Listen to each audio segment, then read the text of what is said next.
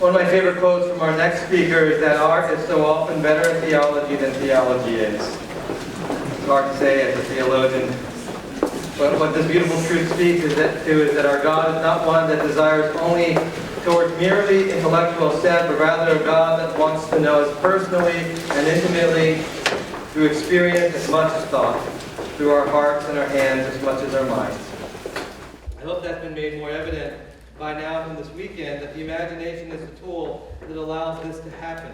The imagination allows us to see the unseen, and the imagination brings us into access with the work of the Holy Spirit, who is constantly at work to bring the new out of the unseen. And poetry is one of the few forms that allows us to slow down and soak in the creativity that God gives to us through art. And we are proud to get to experience the gift of Christian Wiman's imagination together. Wiman was the editor of Poetry Magazine from 2003 to 2013, the author of 4 books on poetry and 2 collections of essays. The New Yorker named Wiman's Every Riven Thing as one of the best poetry collections of the year. He is a recipient of several awards and fellowships, and his work has appeared in The Atlantic, Harper's, the New York Times Book Review, and the New Yorker, among others. I just want to also mention, before I ask him to come on stage, we have the privilege of him doing a book signing at the conclusion of this conference here in this room for those of you who would like a little bit more time with Mr. Wiman. And so I want to ask him to come forward. Would you join me in thanking him for his time here?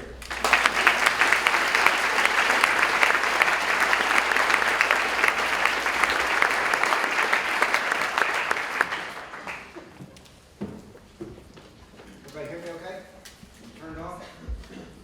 When you consider the radiance, that it does not withhold itself, but pours its abundance without selection into every nook or cranny not overhung or hidden. When you consider that birds' bones make no awful noise in the light, but lie low in the light as in a high testimony, when you consider the radiance, that it will look into the guiltiest swervings of the weaving heart and bear itself upon them.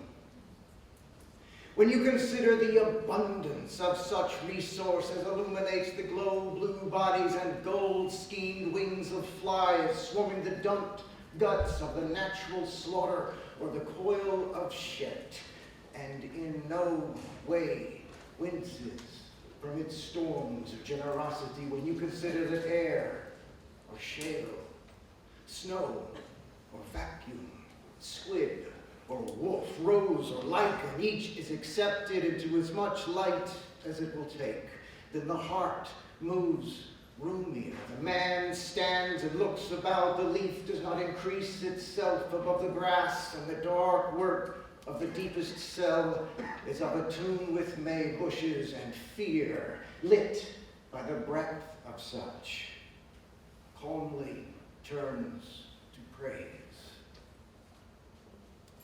Thank you for having me here. Thank you for Redeemer for inviting me. It's wonderful to be here.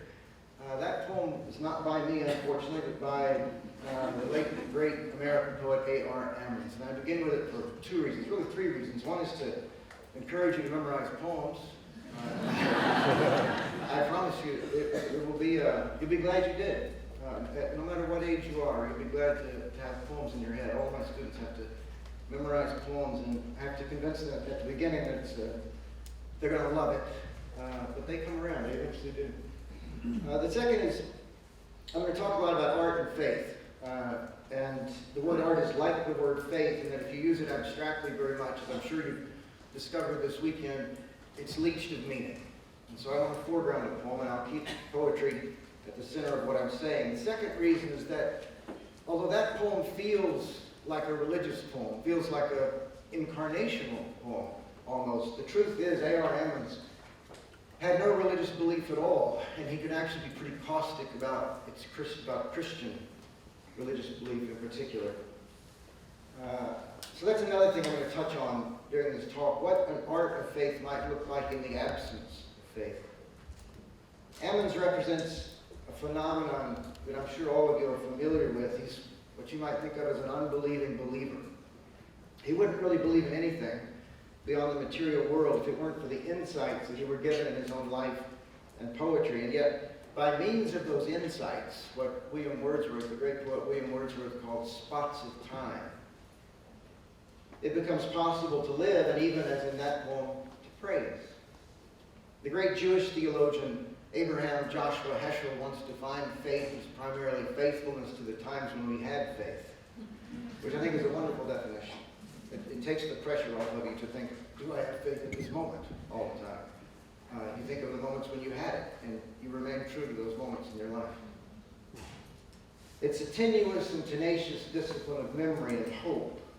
There are theologians who have seen their practice similarly. The great Protestant theologian, probably the most famous Protestant theologian of the 20th century, Karl Barth, says that theology knows the light which is intrinsically perfect and reveals everything in a flash, yet it knows it only in the prism of this act, only in the act of doing theology. And however radically it may be understood, this is still a human act. And then Barth goes on to distinguish very clearly between the work that he does in theology, the kind of revelations that he is granted in theology, and divine revelation. Most poets that I know would not draw that distinction. Keep that in mind. See if you would draw that distinction. Christianity and art. Let me start there. These are subjects that I seem to never stop thinking about because I do think of myself as a Christian and an artist. The great paradox of art, though, and a lot of people aren't, it surprises people who don't themselves make art, is that the very art in which you feel experience most intensely can require a kind of severe detachment from experience itself. Perfection of the life or perfection of the work, as the great Irish poet W.B. Yeats put it. If only that beautiful woman Maud Gonne had reciprocated his passion. Yeats was so in love with her that he even proposed to her daughter eventually. If only she had reciprocated his passion, he might have, as he says, thrown poor words away and been content to live. You have to choose, according to Yeats. This tension between art and life, between imagination and experience, can be particularly rending when you think about religious artists. There's two famous examples from poetry, Gerard Manley Hopkins and George Herbert. Hopkins was a Catholic, and he actually gave up poetry for 7 years because he thought it didn't square with his vocation of being a priest. Didn't really square with being a Christian, he thought. His reason, what he said was poetry wasn't consistent with being a priest, but you don't have to read a lot of Hopkins to know that the real reason was that the intensity of what he felt when writing a poem, when making a work of art, competed with the intensity of his religious experiences, and he felt he had to make a choice. So he chose for 7 years to go silent. My own heart let me more have pity on. Let me live to my sad self hereafter kind. Beautiful lines. My own heart let me more have pity on. He writes that late in his life when he's worn out with the struggle. I find it a very, very wrenching prayer because it's one that I don't think to make very often. Let me have more pity on my own heart. Beautiful. George Herbert was a contemporary of Shakespeare. He's maybe my favorite poet. He wrestled with the same tension, that he was also a priest, an Anglican priest, and not until late in his life. He had 3 years at the end of his life when he became a priest. He got married and he had this happy existence. But he was dying the whole time of tuberculosis. And he wrote many of his best poems during that time. His poems are full of this same tension between art and life. You can feel it in sometimes poems that aren't about art. Okay, Chris, here's that first one. Ah, my dear angry Lord, since thou dost love, yet strike, cast down, yet help afford, sure I will do the like. I will complain, yet praise. I will bewail, approve. And all my sour, sweet days I will lament and love. The clear expression of mixed feelings is how W.H. Auden once described poetry. The clear expression of mixed feelings. That's why poetry of some sort is so essential to any unified religious life. The Bible, after all, is in large part in poetry. And it's why the bastardizations of the Bible that sacrifice that poetry for the sake of clarity are such a problem. The clear expression of mixed feelings. What could be more necessary for the muddle of modern religious experience in life? And all my sour, sweet days I will lament and love at the same damn time. I've always responded very deeply to these two poets, but I don't experience the tension between art and God in quite the same way. I came across a quote not long ago from Eric Liddell.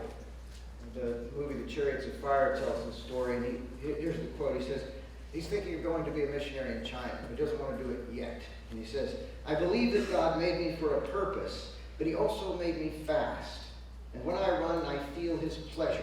To give up running would be to hold him in contempt. I like this notion. God doesn't give you a gift without giving an obligation to use it. How you use it, that's where things get complicated. And here let me turn to one of my own poems.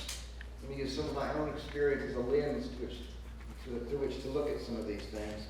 A long time ago, I lived in Prague. It was the year after the Velvet Revolution, 1989, is when that happened. I lived with someone at the time, and we lived in one of those panelaks, they're called, big concrete block apartment buildings that surround so many Eastern European cities.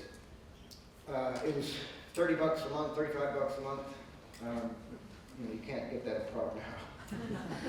We paid in American dollars. The money inside, still Czechoslovakia, there was worthless. You couldn't exchange it anywhere. One day I was studying Czech at the kitchen table, and the woman that I was living with for 10 years. This was the first year. She was in the bath in the other room, and a falcon landed on our windowsill. We lived on the 7th floor. It was a cruddy apartment building, but we had this splendid view of Prague, so it was quite a romantic setup. The falcon lands on the windowsill, and a decade later, after she and I had parted, I wrote this poem. That's pretty typical for me, about 10 years for something to work its way in my brain. The poem is called Puštolka, which in Czech means falcon, or more accurately, kestrel, actually. Puštolka. Okay. When I was learning words, you were in the bath. There was a flurry of small birds. And in the aftermath of all that panicked flight, as if the red dusk willed a concentration of its light, a falcon on the sill. It scanned the orchard's bowers, then pane by pane it eyed the stories facing ours, but never looked inside. I called you in to see, and when you'd steamed the room and naked next to me stood dripping as a bloom of blood formed in your cheek and slowly seemed to melt, I could almost speak the love I almost felt. Wish for something, you said. A shiver pricked my spine. The falcon turned its head and locked its eyes on mine, and for a long moment I'm still in. I wished and wished and wished the moment would not end. And just like that, it vanished. This is a love poem by a person who's incapable of love. It's a rapture of time by someone who never quite enters time. A celebration of life by a man whose mind is tuned only to elegies. It is also, I've come to think, in a peculiar and very modern sense, a devotional poem, or at least an unconscious attempt at one, though God is nowhere present in the poem. That may be the thing which makes it modern. I was raised in a very religious atmosphere. It was in far west Texas, and the milieu, if I can use that word for that place, was charismatic, fundamentalist in a kind of automatic way. This was before the culture wars. Visceral and quite intense. I have no memory of meeting a single atheist until I went away to college in Virginia, when a dauntingly hip and prep school freshman announced his atheism to me as casually as he might have his culinary preferences. I really could not have been more surprised if he just swiveled his head around and growled in Aramaic at me. Just shocking. My faith fell away, or it seemed to, under the pressure of all the books that I began to read. And for a long time I lived apart from God, and not simply apart from God, but as that poem makes clear, apart from the world. Like many modern artists, the energy in my art seemed to come from that very distance, that the energy was often a despairing one. Well, that just seemed to me what modern art was. Light, writes white is the old famous expression. Light writes white. If you're happy, light, you got a blank page. You gotta have some tension, some darkness, right, to make art. Sumptuous destitution is Emily Dickinson's evocative phrase. Without my loneliness, I would be more lonely, says Marianne Moore. So I keep it. It took some serious events to shatter my notions of myself and my art. I don't have time, or maybe just the inclination, to go into all of it right now. It's in my books, particularly the last book I wrote, but in both those books of essays. I've done a lot of talking about myself in the last few years, and one of the things that I've realized is that I find myself pretty boring. And it seems like a piece of grace, actually, that you can realize that about yourself. You can sort of just turn away and not pay attention anymore. But here's the short version of what happened. I spent 20 years making poetry the main focus of my life, doing anything I could do to arrange my life so that I could write poems. And at some point in there, it went dead for me. And I became completely unable to write poetry for 3 years. It's a long time. It became very difficult to exist without having that means of turning the world into forms that I could understand. And then I fell in love with the woman who is now my wife. And I fell in love in a way that was primal and permanent, and I knew it at the second. So did she. And we hadn't been married a year before I got a terrible diagnosis. And it looked like I was going to die immediately. And the diagnosis wasn't what did it. It was falling in love that was what did it. We didn't quite walk into a church. I talk about this in my book. We paused at the doorway to a church the day after we got engaged and didn't walk in. But we've been talking about it. The diagnosis drove us to the door. All these experiences were, in a way, one experience for me, but it just took me a long time, again, to hear what it was. The Call of God. Here's another poem called From a Window. It was written sometime after all of these experiences and written in one quick, consuming, mysterious burst that seemed utterly of my own mind, and yet so little my own that I didn't really see how I could claim it. This is a person looking out the window at a tree, and the tree explodes with birds. There's just a flock of birds in the tree that suddenly he sees go up. Okay? Incurable and unbelieving in any truth but the truth of grieving, I saw a tree inside a tree rise kaleidoscopically as if the leaves had livelier ghosts. I pressed my face as close to the pain as I could get to watch that fitful, fluent spirit that seemed a single being, undefined or countless beings of one mind, haul its strange cohesion beyond the limits of my vision over the house, heavenwards. Of course I knew those leaves were birds. Of course that old tree stood exactly as it had and would, but why should it seem fuller now? And though a man's mind might endow even a tree with some excess of life to which a man seems witness, that life is not the life of men. And that is where the joy came in. Nothing in this poem was planned.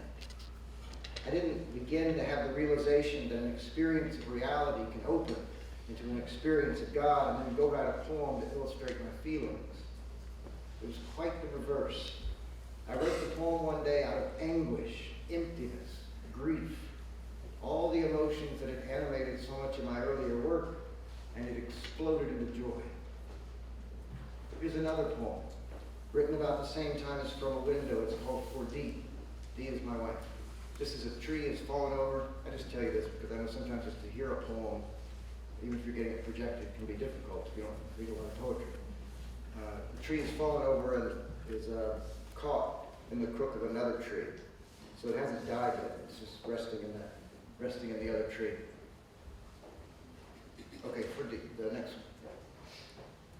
Groans going all the way up a young tree, half cracked and caught in the crook of another. Pause. All around the hill-ringed, heavened pond, leaves shush themselves like an audience. A cellular stillness, as of some huge attention bearing down. May I hold your hand? A clutch of mayflies banqueting on oblivion rides above the water like visible light. Surely we have all had moments like this, in one form or another, moments when all the vacant interstellar spaces and random atoms seem to perceive wonderfully, terribly, us, each of us, right down to the very last cell of our singularity. One of those moments when oblivion whispers in our ears, when it seems, in fact, not oblivion. If by oblivion we mean only an end to everything we know and love and are. You could call it God. You could call it being, or maybe mind, in some utterly de-individualized capacity. You might not want to call it anything at all. Both these poems were watersheds for me, were radical influxes of a life beyond my own. They felt altogether different from my earlier work. And that's why in the months and the years that followed, I was a bit puzzled and concerned by some of the poems that came after, which felt as if they emerged from that same tangle of anguished joy, but they ended up at very different places.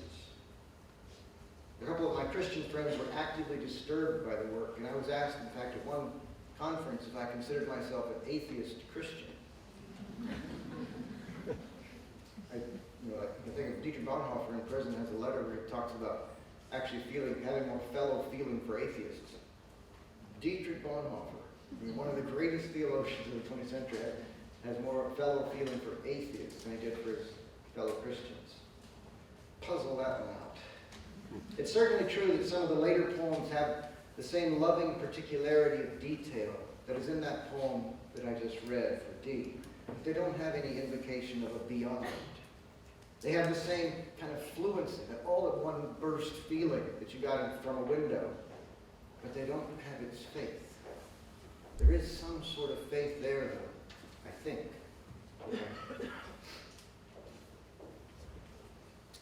It is good to sit, even a rotting body in sunlight, uncompromised by God, or lack of God.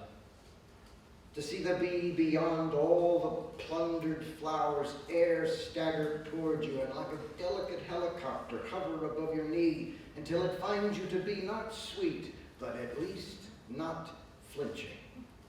Its hair legs on the hair of your leg, silvering a coolness through you, like a soul of nerve.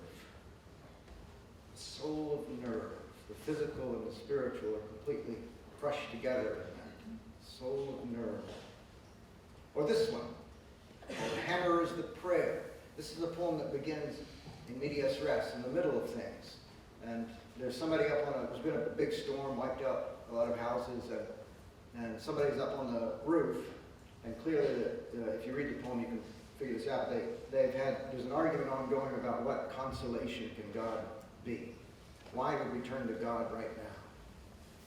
There is no consolation in the thought of God, he said, slamming another nail in another house, another havoc had half taken. Grace is not consciousness, nor is it beyond. To hell with remembrance, to hell with heaven. Hammer is the prayer of the poor and the dying. And as wind in some lordless random comes to rest, and all the disquieted dust within, peace came to the hinterlands of our minds, too remote to know, but peace nonetheless. Not only is there no God in these poems, the very possibility of God is pushed roughly to the side. And yet, the thing is, I felt God everywhere in me and around me when I wrote them. There is no possibility of heaven in these poems. Indeed, there is open contempt for the notion. And yet I felt during that brief marriage of word and world that poetry is, projected into dimensions of existence I could never have imagined before writing the poems. Can there be such a thing as an anti-devotional poem? Hopkins and Harper both felt that God circumscribed the imagination, that faith required that you draw certain lines in your mind that you dare not cross. I understand the dilemma, but I disagree with the solution. If faith requires you to foreclose on an inspiration, it's not faith. I hasten to add, though, that if despair forces you to foreclose on inspiration, despair, absence, and emptiness become the only track down which art's elated train of thoughts can travel, then that is finally a stunted and maybe even a diabolical version of art.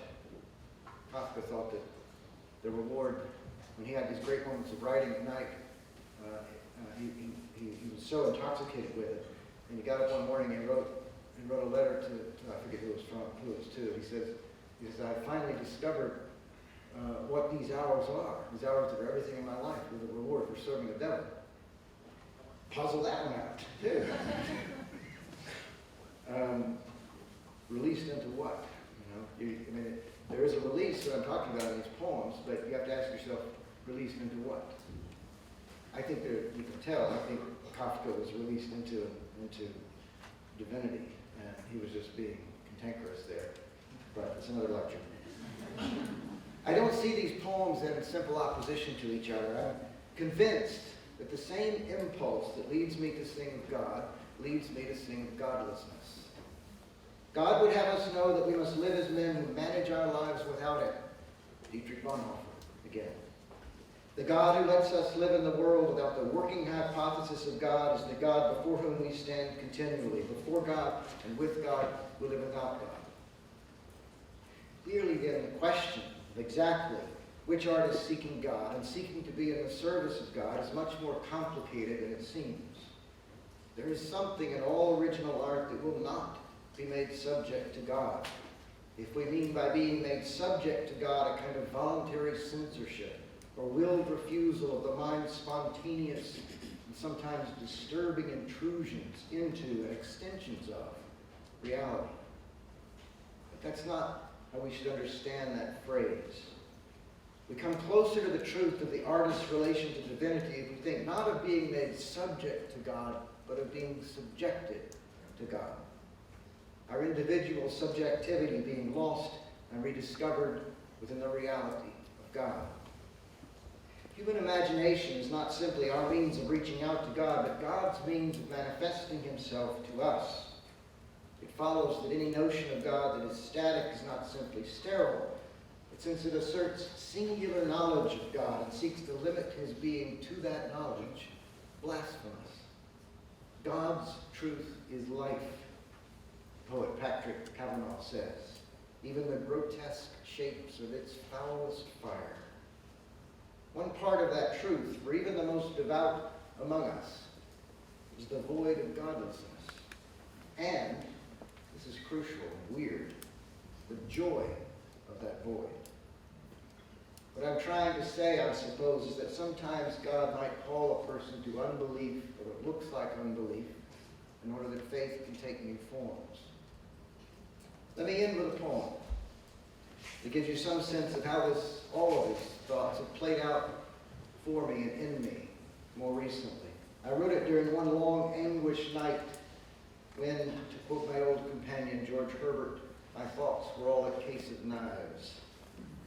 There's a lot of background context to the poem, but I'm reluctant again to fill it in too minutely. Context gets burned away, for one thing, if the poem is any good at all, but also this particular context nearly burned me away, and I still find the memories smoldering.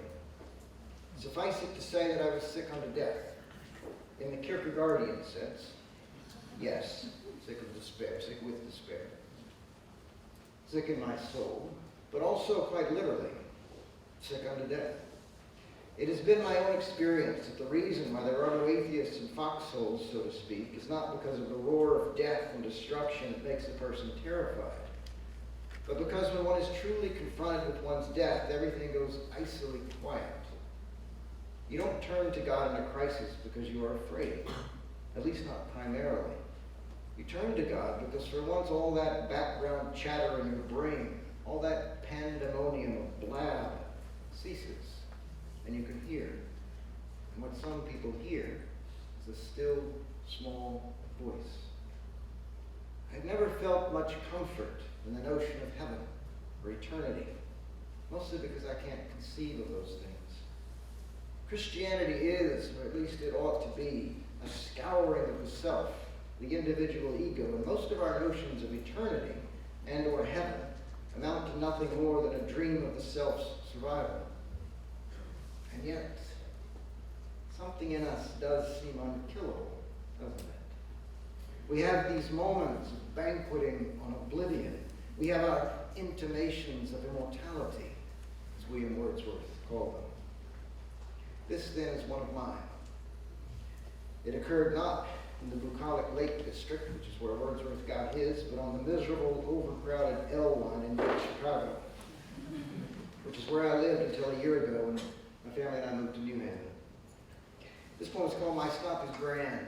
Grand is the name of the stop where the Poetry Magazine offices used to be. So that's where I used to always get off when I was going to work. As Dave said, I used to edit that magazine for 10 years. There's another stop mentioned in this poem, Clark and Division. And let's see, anything else you can know? So it's a crowded L train, and this is formally a very complicated poem. And it begins with some opacity, so I am going to preface it for you. Crowded L train, everybody's packed into this place, miserable, hating each other. And it goes around a corner, and all of a sudden it throws up one of those fantails of sparks that you get sometimes. This is a huge one. And everyone turns to see it at the same time. That's what the poem is. The poem was prompted by an exchange I had with another poet, C.K. Williams. And he had written an essay, and sent it to me, and the essay was about, it's too difficult to explain, but it's about the kind of despair that you can't let close down on you if you're a poet. And Philip Larkin was the centerpiece of that essay. And Philip Larkin, one of the greatest poets of the 20th century, but a person of real despair. He spent the last 10 years of his life in silence, and in that 10 years he wrote one poem. He'd only write a book every 10 years, so it's not like he was a productive poet. And they were tiny little books. But for the last 10 years of his life, he wrote one poem. However, that poem is a masterpiece, absolute masterpiece, and it's called Obad. I work all day and get half drunk at night. Waking it forward, a soundless dark, I stare. In time, the curtain will grow light. Till then, I see what's really always there. Unresting death, a whole day nearer now, making all thought impossible, but how and where and when I shall myself die. Arid interrogation. Yet the mind flashes afresh to hold. The mind blinks at the glare. Yet the mind flashes afresh to hold and horrify. Sorry, that's it. That's the first stanza. It gets no cheerier. And so I was responding to that poem of Larkin. I felt in the grip of despair. And this poem came out as a direct answer. And this poem emerges from that statement, unresting death, a whole day nearer now, etc., etc., but ends somewhere different. It ends with a vision of Christ, I think, but Christ is not named in this poem. We'll see. My stop is grand. I have no illusion, some fusion of force and form will save me. Bewilderment of bone light, ungrave me. As when the L shooting through a hell of ratty alleys where nothing thrives but soot, and the rat-like lives that have learned to eat it, screechingly peacocked at grace of sparks, so far out and above the fast curve that jostled and fastened us into a single shock of, I will not call it love, but at least some brief and no doubt illusionary belief that in some surge of brain we're all seeing one thing, a lone, unearned loveliness struck from an iron pain. Already it was gone. Already it was bone. The gray sky and the encroaching skyline pecked so clean by raptor night, I shuddered at the cold gleam we hurtled toward like some insentient herd plunging underground at Clark, the vision. And yet all that day, I had a kind of vision that's never gone completely away of immense, clear-paned towers and endlessly expendable hours through which I walked teeming human streets, filled with the shine that was most intimately me and not mine. Thank you all very much.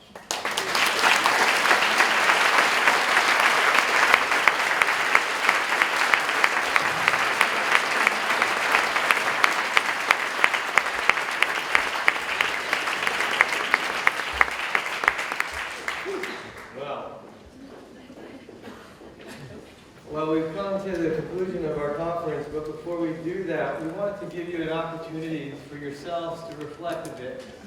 Before we send you all out into the streets of New York City, back into the routines and the mundane of our day-to-day lives, we wanted to pause just for a few minutes. You've heard words from various speakers throughout the day. We hope to be expressions of God's imagination himself. But we also want to offer up a time for all of us to engage in that divine imagination, to know that because of the work of Christ, because of the work on the cross, his death, his obedience, his resurrection, we now have this access to hear from God. And so we want to take the next 7 minutes to give to you a moment to listen to the still small voice of God's Spirit, that we might know that this imagination is not only to those who are particularly gifted, particularly creative, but this is a gift that God has given to all people by virtue of who God is, and not because of who we are. And so we offer up this time. We have in your books an opportunity to engage in some questions if you find yourself at a loss for questions. This is found on page 30. And 3 questions that we want to spark are: how do you see the power of the gospel bringing a newness to your work? Secondly, how has the Spirit prompted or prodded your imagination this weekend? And thirdly, what innovation has he placed in your mind to act upon? So we'll put on the clock 7 minutes. At the end of that 7 minutes, we'll conclude with some worship that the band will lead us in.